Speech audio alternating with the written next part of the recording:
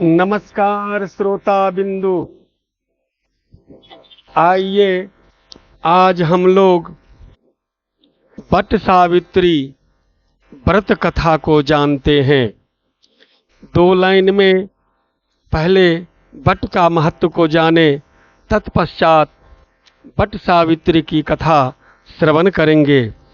शास्त्र में कहा गया है, वट मूले स्थितो ब्रह्मा वट मध्ये जनार्दनः वटाग्रे तो शिवो देवः सावित्री वट संस्थिता। वट बरगद देव वृक्ष है।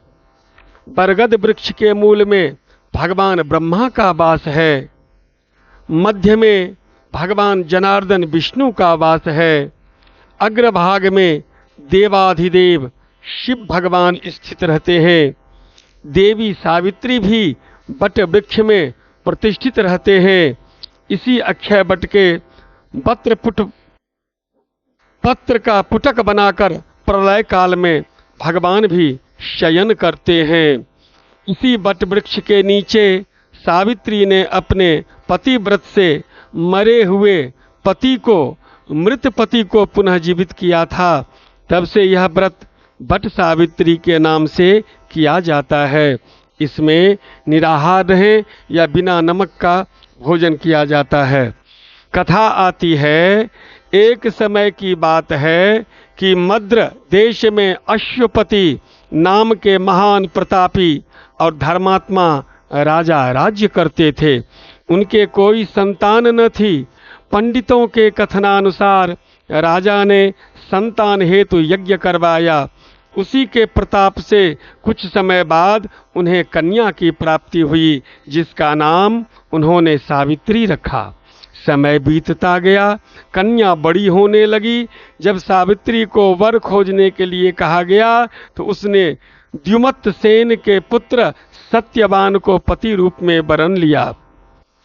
इधर यह बात जब नारद जी को मालूम हुई तो वे राजा अश्वपति के पास आकर बोले कि आपकी कन्या ने वर खोजने में बड़ी भारी भूल की है। सत्यवान गुणवान है तथा धर्मात्मा अवश्य है, परंतु वह अल्पायु है। 1 वर्ष बाद ही उसकी मृत्यु हो जाएगी। नारद जी की बात सुनकर राजा उदास हो गए।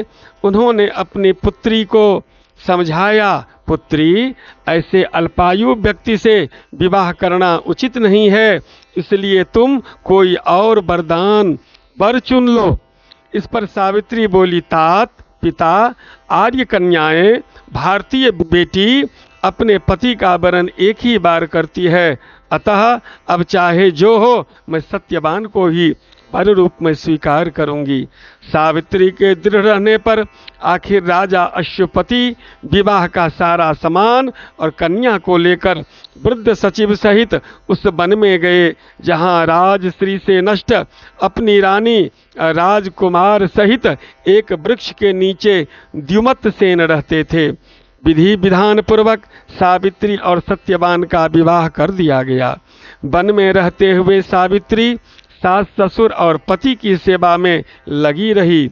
नारद जी के बतलाए अनुसार पति के मरण काल का समय पास आया तो वह उपवास करने लगी। नारद जी जो पति की मृत्यु का दिन बतलाया था, उस दिन जब सत्यवान कुल्हाड़ी लेकर लकड़ी काटने के लिए वन में जाने को तैयार हुआ, तब सावित्री भी अपने सास ससुर से आज्ञा लेकर उसके साथ वन को चली गई। वन में सत्यवान जो ही पेड़ पर चढ़ने लगा, उसके सिर में असह्य पीड़ा होने लगी। वह सावित्री की गोद में अपना सिर रखकर लेट गया। थोड़ी देर बाद सावित्री ने देखा कि अनेक दूतों के साथ हाथ में पास लिए यमराज खड़े हैं। यमराज सत्यवान के अंगुष्ठ प्रमाण जीव को लेकर दक्षिण दिशा की ओर चल दिए। सावित्री भी यमराज के पीछे पीछे चल दी।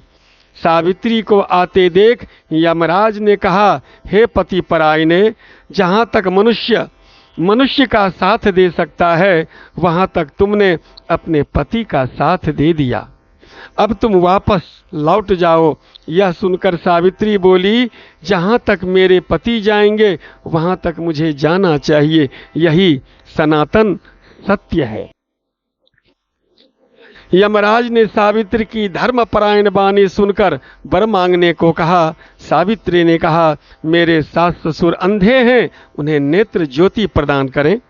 यमराज ने तथास्तु कहकर उसे लौट जाने को कहा, किंतु सावित्री उसी प्रकार यम के पीछे पीछे चलती रही।